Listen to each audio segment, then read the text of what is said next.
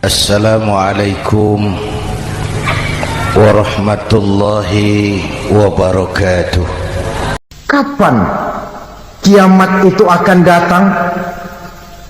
Ini rahasia Allah.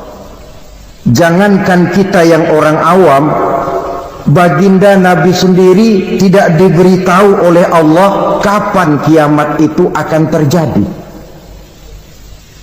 Tetapi sungguh pun demikian, banyak hadis-hadis yang menjelaskan ciri atau tanda-tanda datangnya kiamat. Nah, kalau sudah bicara soal tanda kiamat itu ada dua. Pertama yang disebut alamatus sughra, tanda-tanda kecil. Ini waktunya masih ada tenggang. Ada yang dinamakan alamatul kubra, tanda-tanda besar, artinya kiamat sudah diambang pintu. Apa tanda-tanda kecil dari datangnya hari kiamat itu? Misalnya kata Nabi, apabila ilmu sudah diangkat oleh Allah, artinya apabila ulama sudah banyak wafat, minat orang belajar agama berkurang, lalu kebodohan nampak merajalela di mana-mana, zina dikerjakan secara terbuka, minuman-minuman keras jadi kebanggaan, itu termasuk di antara tanda-tanda kecil terjadinya hari kiamat. Apalagi misalnya iza waladatil ammatu rabbataha, apabila budak sudah melahirkan tuan. Apa maksudnya? Ada yang mentafsirkan apabila anak sudah bisa membudaki orang tuanya. Orang tua yang melahirkan dia, yang membesarkan dia, demi setelah si anak besar jadi orang berpangkat, bertitel, berharta, berkedudukan, jadilah orang tua itu budaknya.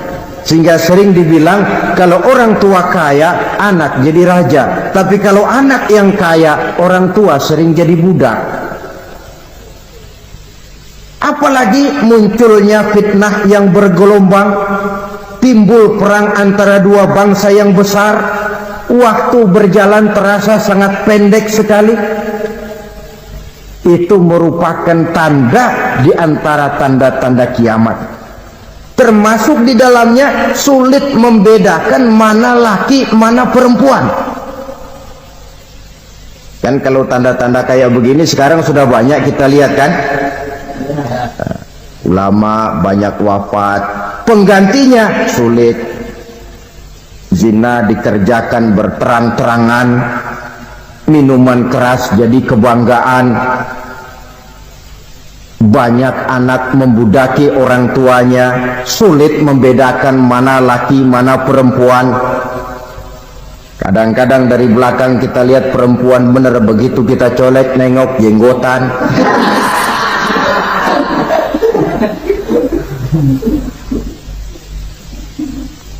Ini termasuk tanda-tanda kecil, masih ada tenggang sampai akan terjadinya kiamat itu. Nah, yang dimaksud dengan tanda-tanda besar, ini tanda besar artinya kiamat sudah diambang pintu. Pertama, matahari terbit dari sebelah barat. Apabila matahari sudah terbit dari arah sebelah barat, tertutuplah sudah pintu taubat. Bersabda Nabi kita, la taqumus sa'atu hatta tatlu'a syamsu min maghribiha. Tidak akan datang hari kiamat sampai matahari terbit dari arah sebelah barat. Fa iza tala'at, manakala matahari telah terbit dari arah sebelah barat, wara'ahan nasu, manusia banyak menyaksikan itu, amanu ajma'un, mereka pun lalu beriman. Yang tadinya kafir, yang tadinya ingkar, yang tadinya membangkang, setelah melihat matahari terbit dari sebelah barat, buru-buru beriman, berlomba-lomba mengucap dua kalimat syahadat. Tapi apa yang terjadi? Kata Nabi, wadzalika hina la yanfa'u nafsan imanuha lam takun amanat min qabl. Hari itu adalah hari yang iman sudah tidak berguna lagi bagi seseorang apabila sebelumnya memang dia tidak pernah beriman. Au kasabat fi imaniha khaira, atau beriman tetapi tidak pernah melakukan kebajikan di dalam keimanannya itu. Hari yang sudah kaset, hari yang sudah terlambat, beriman tidak akan ada gunanya lagi. Ini pelajaran buat kita. Sebelum sang surya terbit dari sebelah barat, sebelum nafas sampai di tenggorokan, artinya pintu taubat masih terbuka. Kalau dua hal itu sudah terwujud, nafas sudah sampai di kerongkongan atau matahari sudah terbit dari arah sebelah barat, tertutuplah sudah pintu taubat. Tak ada lagi gunanya pangkat, jabatan, harta, bahkan beriman pun dalam suasana macam itu too late, kata orang Kulon. Sudah terlambat. Matahari terbit dari arah sebelah barat, itu tanda besar, artinya kiamat sudah di ambang pintu. Lalu apalagi tanda besar? Munculnya Dajjal. Dajjal artinya pendusta-pendusta yang menyesatkan manusia. Ada dua macam Dajjal, saudara. Ada Dajjal kecil, ini Dajjal kelas teri. Kalau ini sejak zaman Rasulullah sudah ada itu. Tiap zaman ada. Di zaman Rasulullah misalnya ada yang bernama Aswad al-Unsi dari Yaman. Ada yang namanya Musailamah al-Kazzab dari Yamama. Ada yang namanya Ibnu Sayyad dari Madinah. Ini Dajjal di zaman Rasul. Musailamatul Kazzab memproklamirkan diri jadi nabi dia. Di zaman Rasul masih hidup. Ini Dajjal zaman Nabi. Di zaman sahabat muncul Dajjal. Di zaman kita sekarang ini Dajjal pun gentayangan. Dajjal kelas teri. Kerjanya mendustakan manusia, menyesatkan manusia, memalingkan manusia dari jalan yang benar dan diridhoi oleh Allah Subhanahu wa taala.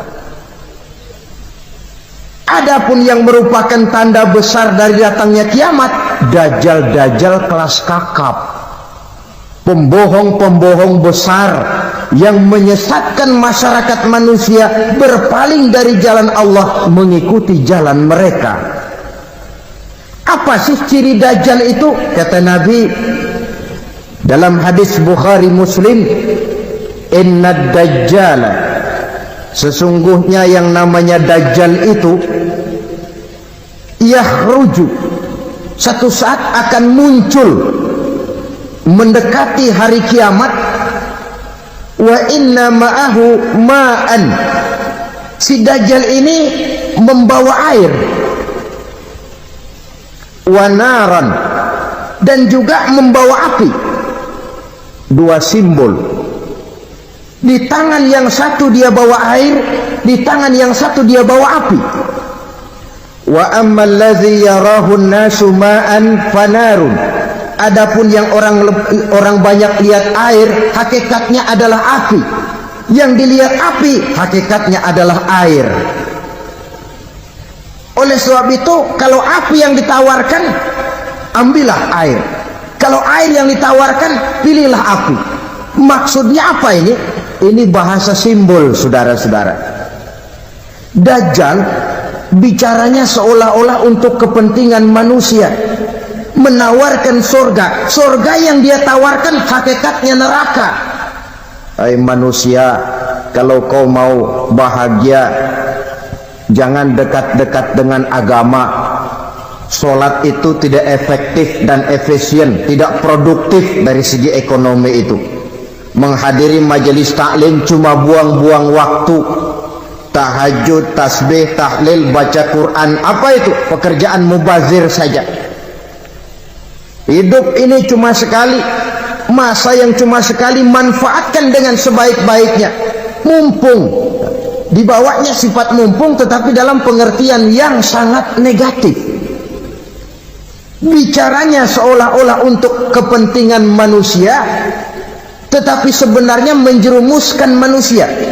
Menawarkan air tapi sebenarnya api, menawarkan api tapi hakikatnya air. Buat apa kamu sholat? Buat apa kamu bayar zakat? Buat apa kamu puasa? Surga yang dicanangkan Dajjal hakikatnya neraka. Neraka yang digambarkan Dajjal pada dasarnya adalah surga. Jadi memutarbalikkan fakta itu kerjaan Dajjal. Yang hak jadi batil, yang batil dibilang hak, yang benar jadi salah, yang salah malah jadi benar. Tuntunan disuruh jadi tontonan, tontonan malah menjadi tuntunan. Itu pekerjaan Dajjal profesinya. Zamannya Nabi Adam, Dajjalnya kan iblis. Betul? Betul. Apa sih gang kerayuan iblis itu? Allah setelah menciptakan Nabi Adam kan bilang, Adam, kau dan istrimu Hawa tinggal di surga ini. Seluruh fasilitas yang ada di surga persilahkan kau nikmati. Satu yang tidak boleh, jangan coba-coba dekati pohon khuldi. Dekat saja jangan, apalagi sampai memetiknya. Datang Dajjal yang namanya iblis ini. Adam, kamu tahu nggak kenapa tidak boleh makan buah khuldi? Ya nggak tahu, pokoknya saya dilarang. Bodoh kamu, Dam. Khuldun artinya kekal. Kalau kamu makan itu buah, kau akan kekal di surga buat selamanya. Allah tidak kepengen, maka dilarang kamu makan buah khuldi. Kalau kau ingin kekal di surga, Adam, makan saja. Saya bicara begini ini untuk kepentingan kamu, Adam. Ini kan ciri-ciri Dajjal. Bicaranya sih seolah-olah untuk kepentingan Nabi Adam, hakikat sebenarnya menjerumuskan Nabi Adam supaya ingkar dan melanggar larangan dari Allah Subhanahu wa ta'ala.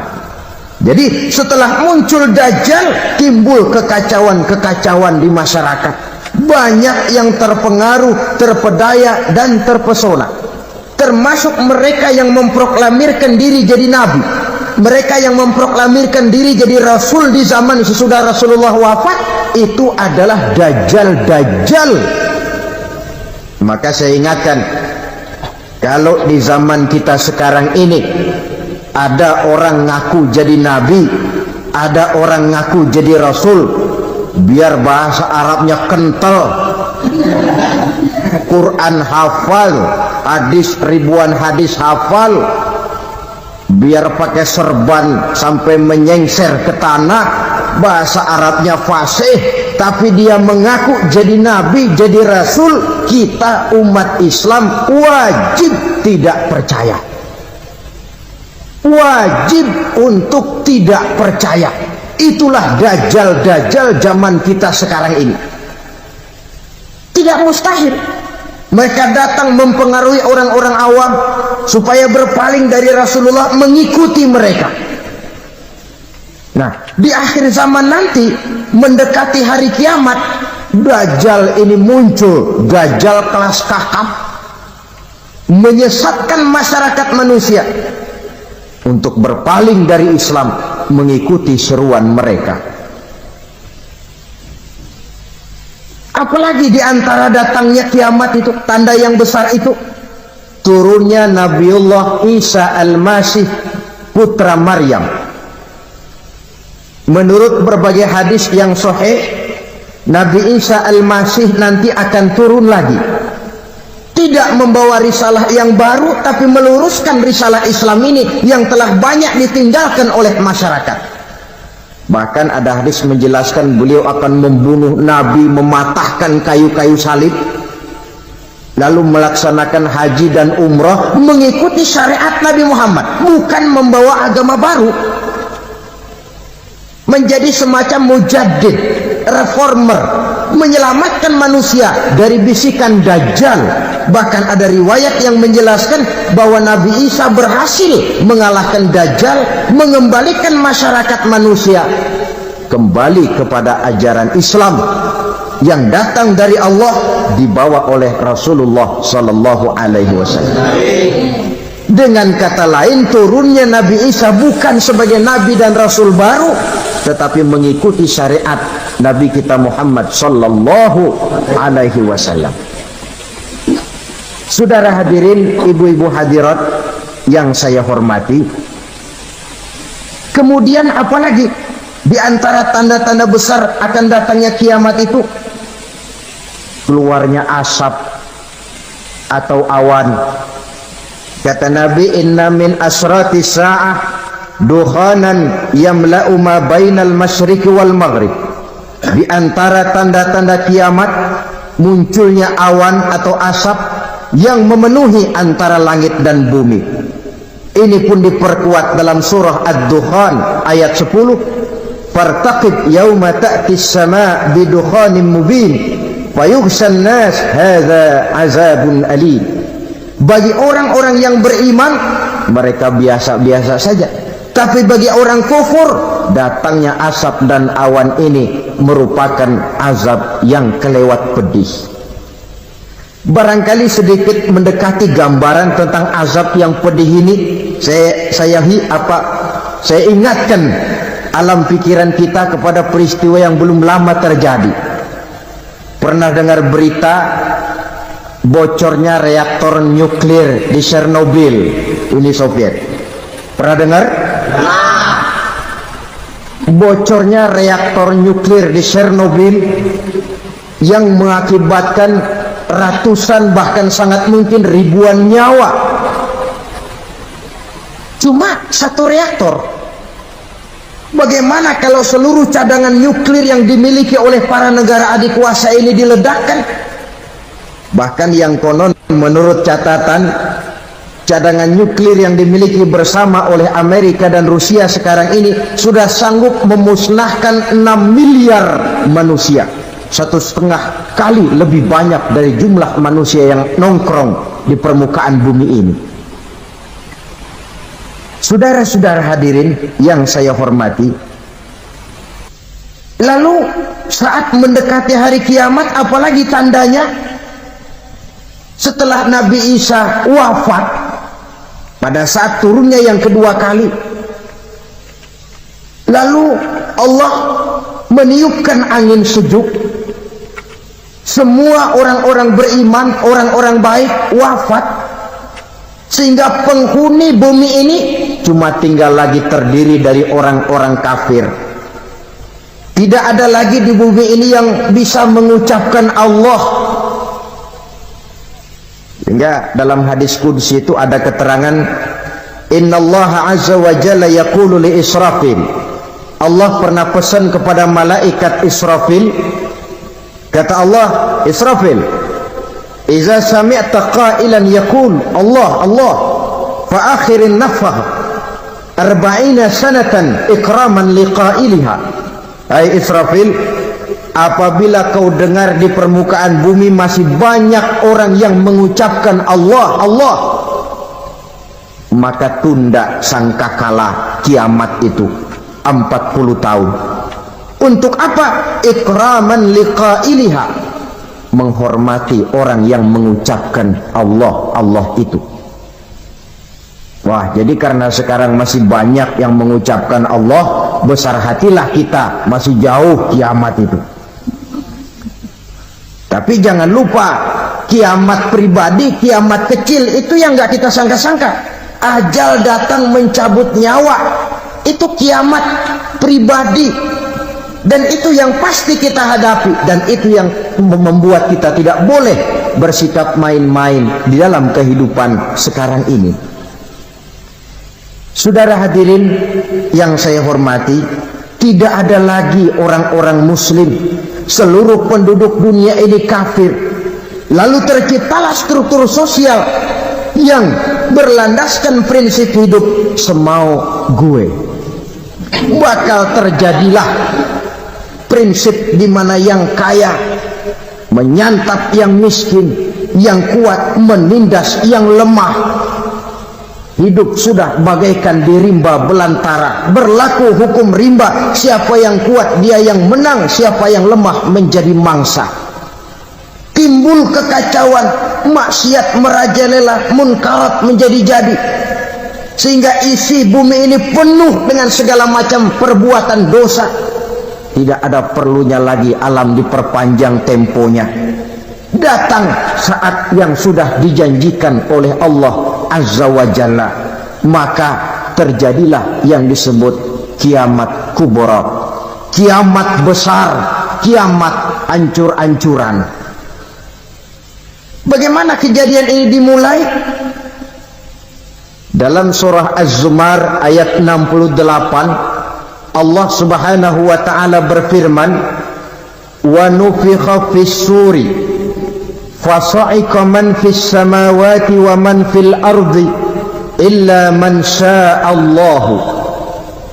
Maka manakala ditiuplah sangkakala, terkejutlah seluruh yang ada di langit dan seluruh yang ada di bumi. Bila saat kiamat datang, Allah perintah malaikat Israfil, tiup sangkakalamu.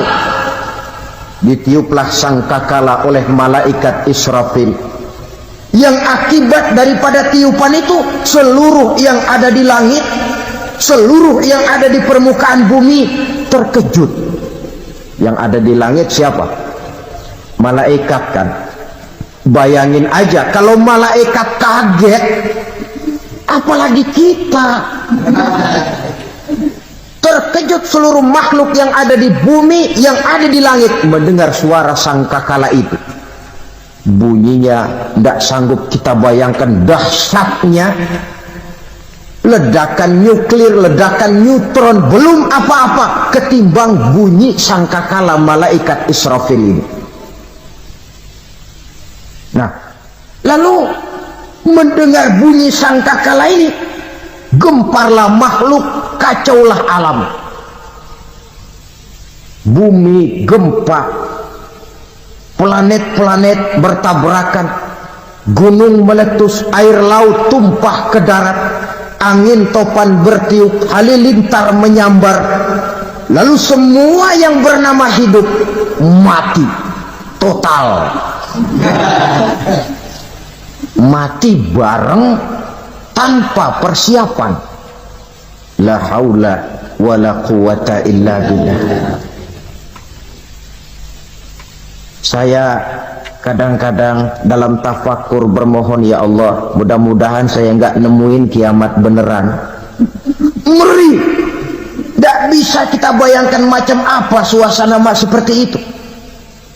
Allah saja banyak memberikan gambaran, misalnya Al-Qari'ah, wa mal qari'ah, wa ma adraka mal qari'ah. Kejadian yang menggemparkan. Tahukah kamu apa kejadian yang menggemparkan itu? Yauma yakunun nasu kal farasil mabsus wa takunul jibalu kal ihnil manfus. Pada saat itu manusia berterbangan bagai kupu-kupu. Gunung berterbangan seperti kapas ditiup angin. Gunung saja macam kapas, konon lagi manusia. Kematian total, mulai semut sampai gajah mati. Jin mati, iblis mati, malaikat mati. Malaikat saja mati. Saudara hadirin yang saya hormati, kematian total yang tanpa persiapan. Orang bilang, Pak, kalau mati bareng begitu yang repot malaikat maut dong ya. Cabut sana, cabut sini. Itu kalau menurut logika kita. Mestinya begitu menurut logika. Tapi logika juga yang bilang nggak perlu serepot itu. Sebab untuk mematikan listrik di wilayah DKI, di wilayah Jakarta, tidak perlu tiap rumah didatengin matiin, ya lama. Cukup dari kantor pusatnya saja PLN, tekan satu tombol, gelaplah seluruh Jakarta. Saudara hadirin yang saya hormati, kematian total. Lalu setelah kematian total, Planet-planet juga mati, dalam arti tidak bergerak dan beredar. Angin mati, dalam arti tidak bertiup. Air mati, dalam arti tidak ada riak gelombang. Pokoknya semua mati. Kullu nafsin za'iqatul maut, semua yang bernafas mati. Dalam ayat lain, kullu man 'alaiha fan, semua yang ada di permukaan bumi fana. Yang kekal cuma Allah Subhanahu wa ta'ala. Yang paling belakang mati malaikat maut dan malaikat Israfil, tapi mati juga sesuai dengan janji Allah. Menurut hadis Bukhari Muslim dari Abi Hurairah, masa tenggang waktu antara kematian total pada tiupan sangkakala pertama dengan proses kebangkitan pada tiupan sangkakala kedua 40 lamanya. Tidak dijelaskan oleh Abi Hurairah 40 jam, apa 40 hari, apa 40 tahun. Hadis-hadis cuma menyebutkan 40 saja. Sunyi alam, yang tinggal cuma Allah saja lagi.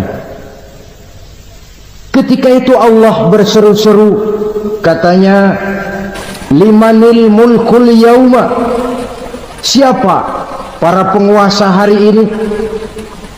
Mana itu raja-raja dan penguasa yang dulu mengaku jadi Tuhan?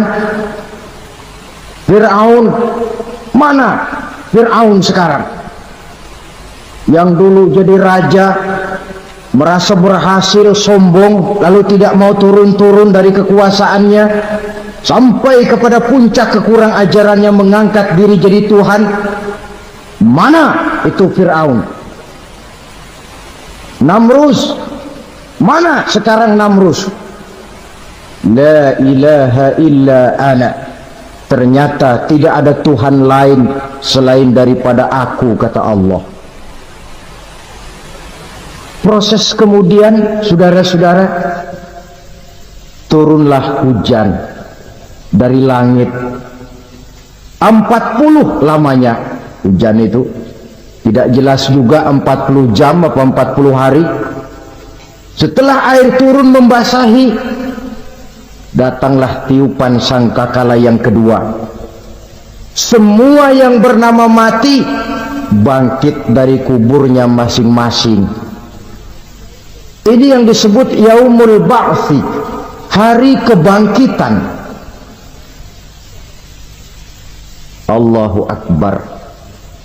Pada saat kita bangkit dari kubur kita masing-masing, kumpul di padang mahsyar namanya. Bayangin aja, saya sendiri nggak sanggup bayangin. Manusia sejak zaman Adam sampai zaman kiamat kumpul bareng di tempat sama. Berapa banyaknya itu?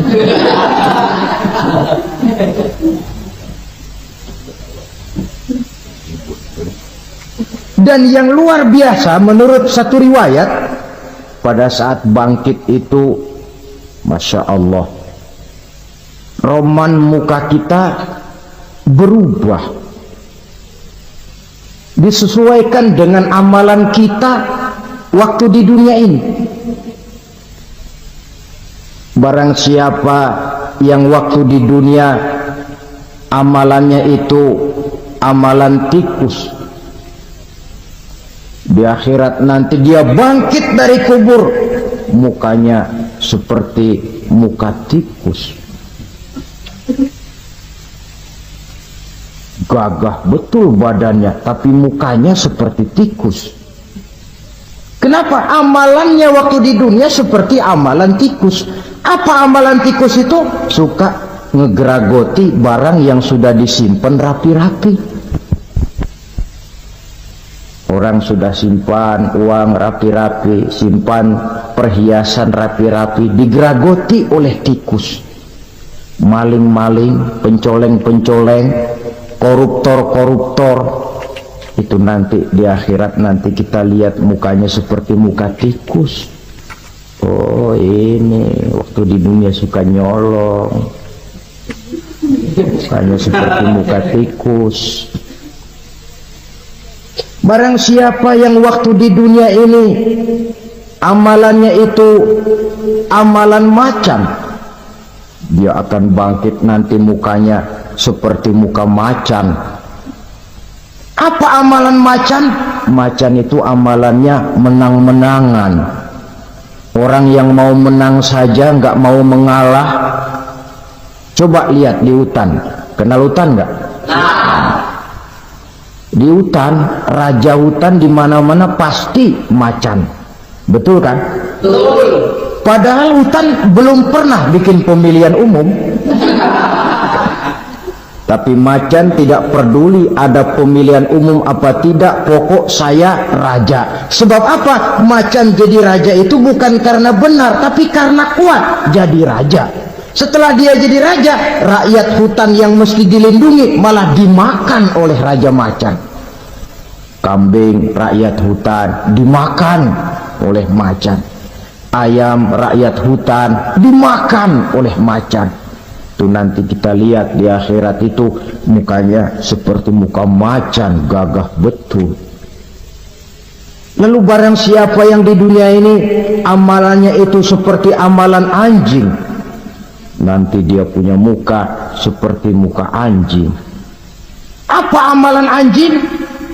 Pertama, anjing itu kalau disuruh jaga rumah, dia tidak bisa membedakan mana maling, mana tamu. Biar yang datang maling, kalau bawa tulang, anjing kalem. Yang kedua, anjing itu akan setia kepada siapa saja yang memberinya roti. Siapa yang memberinya roti, itulah majikannya. Apa kata majikannya, pasti dia laksanakan. Soal benar atau salah, dia tidak peduli. Setelah anjing dapat roti, dia tidak punya pilihan lain kecuali bilang, abdi mah kumaha juragan wae ayeuna mah.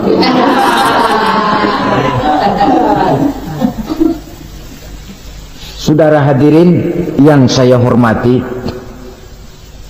berkumpul di padang mahsyar, tiap orang sibuk dengan persoalannya masing-masing. Matahari waktu itu didekatkan oleh Allah, panas luar biasa. Ada yang saking panasnya itu mencucurkan peluh keringat sampai sebatas mata kakinya. Ada yang keringatnya sampai sedengkulnya, ada yang keringatnya sampai sepusatnya, ada yang keringatnya mengalir sampai sebahunya, ada yang kelelap oleh keringatnya sendiri, sementara orang di sampingnya nggak apa-apa. Bergantung lagi amalan dia waktu di dunia ini. Saudara-saudara, sebagian orang dalam kepanikan padang mahsyar berombong-rombong datang mereka menghadap Nabi Adam. Ya Adam, anta abal bashar. Hai Adam, Tuhan adalah bapak moyang manusia. Kami sebentar lagi akan disidang, dimintakan pertanggungan jawab. Tolonglah kami, hai Adam. Kata Nabi Adam, jangankan nolongin sampean, saya sendiri tanggung jawab di hadapan Allah. Ketika dulu tidak boleh makan khuldi, saya serobot. Sudahlah, urus diri masing-masing saja, nafsi. Begitu kata Nabi Nuh, begitu kata Nabi Ibrahim. Tiap orang bertanggung jawab sendiri-sendiri. Ketika itulah saudara-saudara, nikmatnya menjadi umat Nabi besar Muhammad sallallahu alaihi wasallam.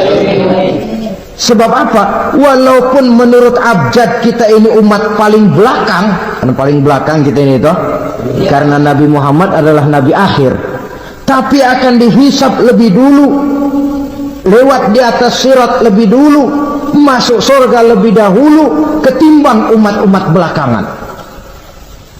Ketika Rasul mendekati ajal, beliau tanyakan itu kepada malaikat Jibril. Malaikat Jibril berkata, Muhammad, jangan khawatir, Allah sudah berjanji, inni haramtul jannata ala sairil anbiya hatta tadkhulaha anta, wa haramtuha ala sairil umami hatta tadkhulaha ummatuka.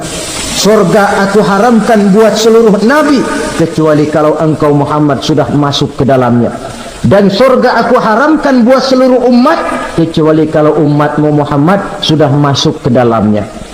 Logikanya, walaupun menurut abjad kita umat paling belakang, bakal dihisab paling dulu, lewat di atas sirat paling dulu, masuk surga paling dulu, kalau mampir ke neraka juga paling dulu. Ya resiko. Jangan mau enaknya aja paling dulu. Saudara hadirin yang saya hormati, setelah masa kebangkitan itu jangan dikira begitu bangkit langsung diperiksa, masih menunggu menanti ribuan tahun perhitungan padang mahsyar untuk sampai kepada proses yang disebut yaumul hisab, hari perhitungan. Seorang demi seorang bakal dipanggil. Bayangkan saja, yang kita se-RT saja di absen, kadang-kadang perlu waktu lama. Ini manusia sejak zaman Nabi Adam sampai datang hari kiamat, satu demi satu disidang di hadapan Qadhi Rabbul Jalil. Status sosial copot sudah waktu itu. Yang pernah jadi hartawan di situ tidak lagi kelihatan kehartawanannya. Yang pernah jadi jenderal tidak lagi dipanggil jenderalnya. Yang ustadz tidak lagi dipanggil al-mukarramnya. Seluruh status sosial selesai. Dipanggillah kita seorang demi seorang menghadap Qadhi Rabbul Jalil. Subhanallah, sangat luar biasa kajian yang sudah disampaikan oleh guru kita almarhum Kiai Haji Zainuddin MZ. Sahabat beriman yang dimuliakan Allah, tetaplah di channel ini karena kajian ini belum selesai dan masih banyak lagi hal-hal menarik yang akan disampaikan oleh guru kita almarhum Kiai Haji Zainuddin MZ. Maka dari itu mari kita lanjutkan kembali. Selamat mendengarkan. Bagaimana proses penghisaban itu? Pertama, proses tanya jawab. Di antaranya ada hadis menyatakan lan tazula qadama 'abdin yaumal qiyamah hatta yus'ala an arba'i khisalin. Besok di hari kiamat tidak akan bergeser telapak kaki seorang hamba sampai dia ditanya lebih dulu tentang 4 persoalan.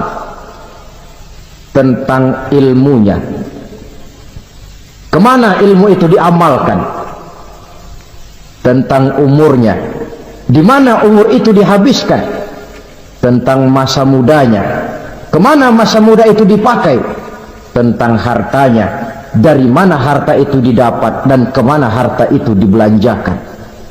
Ini termasuk proses tanya jawab. Jadi kalau istilah pengadilan dunia, nama Fulan bin Fulan. Kamu waktu di dunia diberikan umur panjang untuk apa? Pernah mengalami masa muda, kemana kau habiskan masa remajamu? Kau diamanahkan ilmu, dengan apa ilmumu kau amalkan?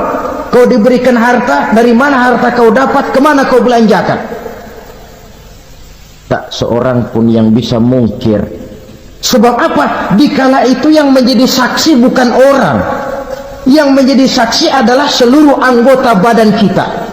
Tangan bicara, kaki jadi saksi terhadap seluruh amalan yang pernah kita kerjakan pada saat kehidupan di alam dunia ini. Selesai proses tanya jawab, lalu diperlihatkan buku catatan kita waktu hidup di dunia ini. Jangan lupa Allah itu menyiapkan 2 superkomputer kepada kita, sebelah ditempelin sebelah kanan, yang sebelah tempelin di sebelah kiri.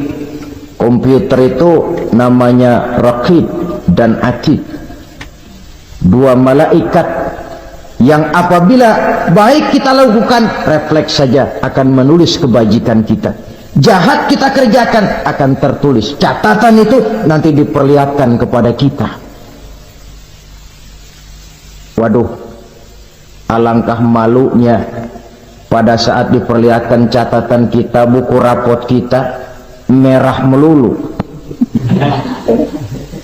Barangkali diperiksa sambil diomelin, brengsek lo. Buku merah melulu begini, bagaimana waktu hidup di dunia? Tidak cukup diperlihatkan buku catatan kehidupan, rekaman kehidupan. Rekaman kehidupan kita secara utuh sejak terlahir sampai ajal datang merenggut nyawa. Barangkali mirip dengan video sekarang ini, di mana terekam dengan baik seluruh kegiatan kita sejak yang sekecil-kecilnya sampai kepada yang sebesar-besarnya. Untuk kemudian kita pun menerima balasan. In khairan fa khairun wa in syarran fa syarrun. Kalau baik ya baik balasannya, kalau jahat ya jahat juga balasannya. Catatan-catatan kita diberikan. Kalau banyak kebajikannya diberikan di tangan kanan dengan cara yang halus. Kalau banyak kejahatannya diberikan dari sebelah kiri atau dilempar dari belakang.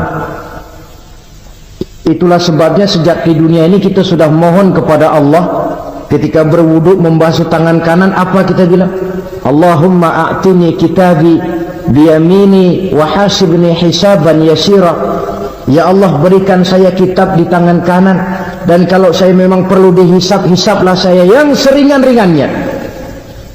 Tangan kiri berlindung kita kepada Allah, jangan sampai diberikan kitab di tangan kiri atau dari arah sebelah belakang.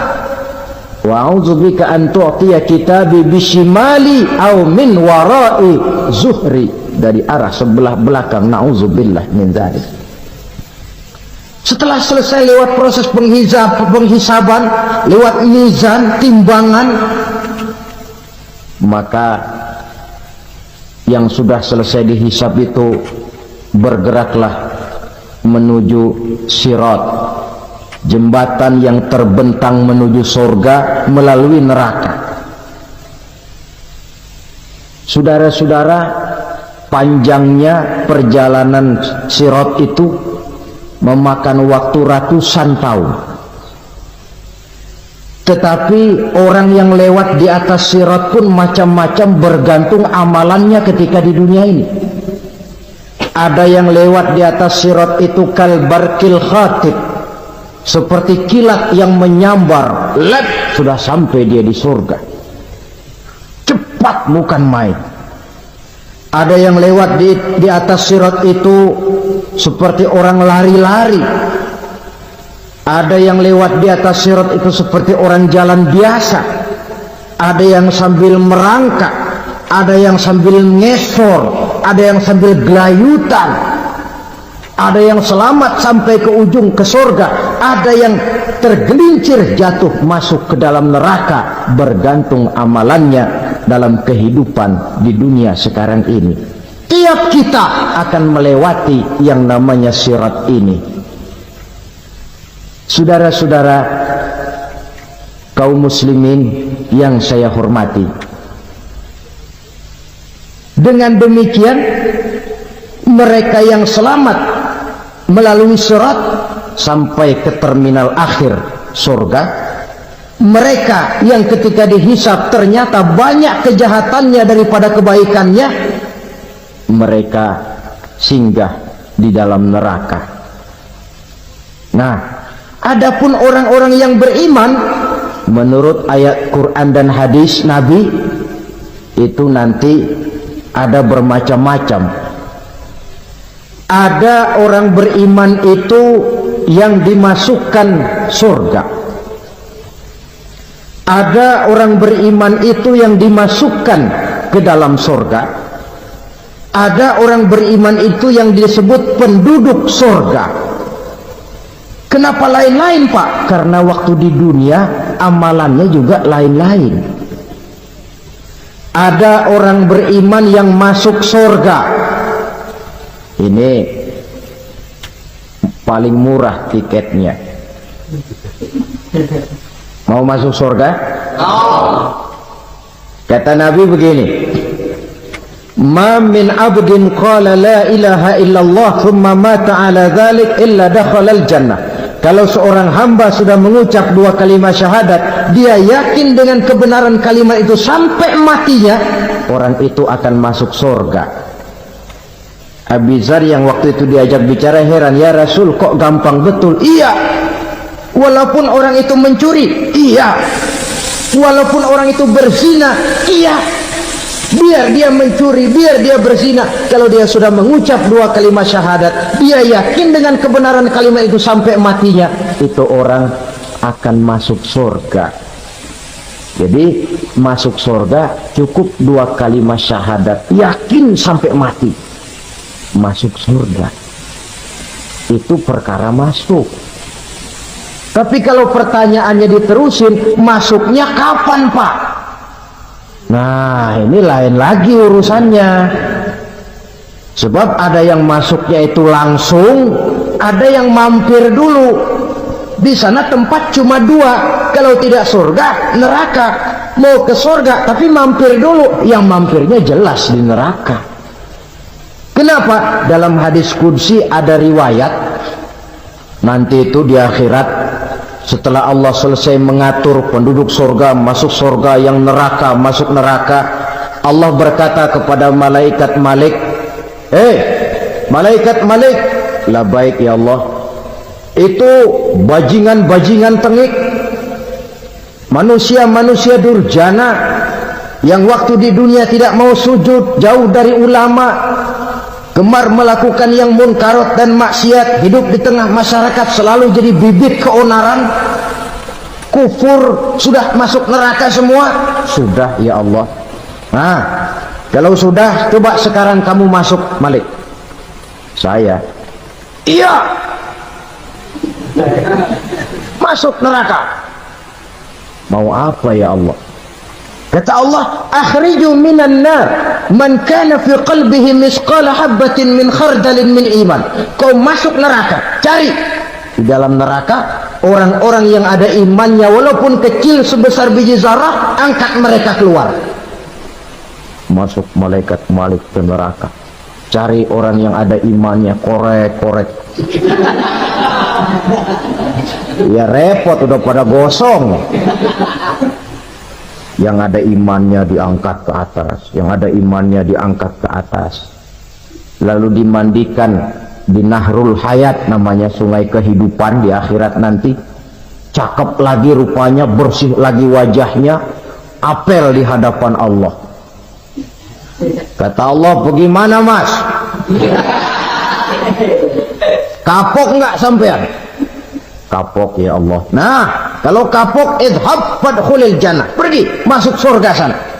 Berangkat mereka ke surga, ketemu sama teman-temannya yang udah sampai lebih dulu, yang nggak pakai mampir lagi. Terjadi dialog. Kata teman-temannya yang udah pada nyampe duluan, Mas, iya, emang baru sampai? Saya baru sampai. Memang mampir di mana dulu Mas? Kita sudah lama sampai di surga. Saudara buka surah Al-Muddatsir ayat 34-35. Ma salakakum fis saqar? Kenapa kamu mampir di neraka Saqar? Qalu lam nakum minal musallin. Mereka menjawab, kami mampir di neraka Saqar Mas, gara-gara dulunya kami waktu di dunia tidak pernah sholat. Tidak pernah sholat? Tidak pernah. Kan rumahnya dekat masjid, cuma dekat doang Mas. Sholat mah enggak saya. Tidak pernah ngasih makan fakir miskin, tidak pernah hadir di majelis taklim, pendeknya tidak pernah melakukan kebajikan. Maka saya pun mampir di neraka Saqar. Untung betul saya punya iman Mas, sedikit. Waktu hidup di dunia dulu saya pernah mengucap 2 kalimat syahadat, sekali-kalinya waktu mau kawin. Masya Allah. Untung saja kawin, kalau nggak kawin polos.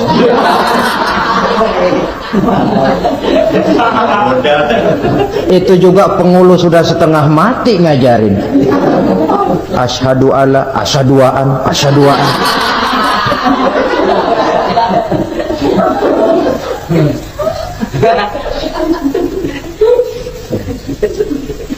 Ini namanya masuk surga, ada mampir dulu.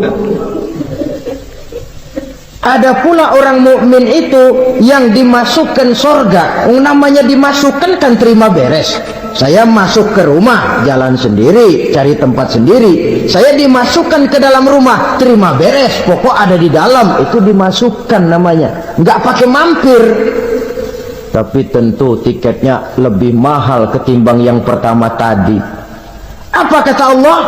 Innal ladzina amanu wa amilus salihat la ukaffiranna anhum sayyi'atihim wa la udkhilannahum jannah.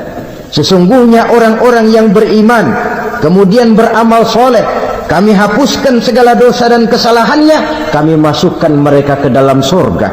Lihat ayatnya, Allah yang memasukkan, kita yang dimasukkan. Tidak pakai transit, tidak usah mampir. Cuma tidak cukup syahadat, tidak cukup amanu, tapi diiringi dengan wa'amilus salih. Iman, amal. Tidak cukup syahadat, lalu dibuktikan dia sholat, dia zakat, puasa, lalu dia melakukan berbagai macam kebajikan. Ini yang menyebabkan dia tidak pakai mampir di tempat yang bernama sakor.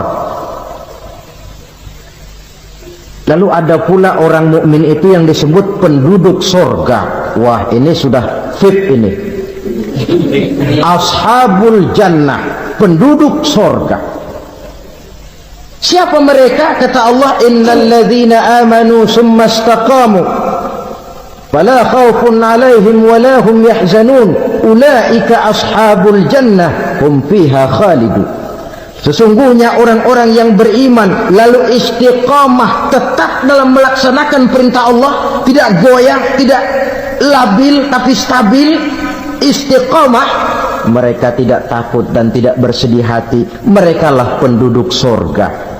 Iman, istiqamah. Tidak punya duit, sembahyang. Banyak duit, sembahyang.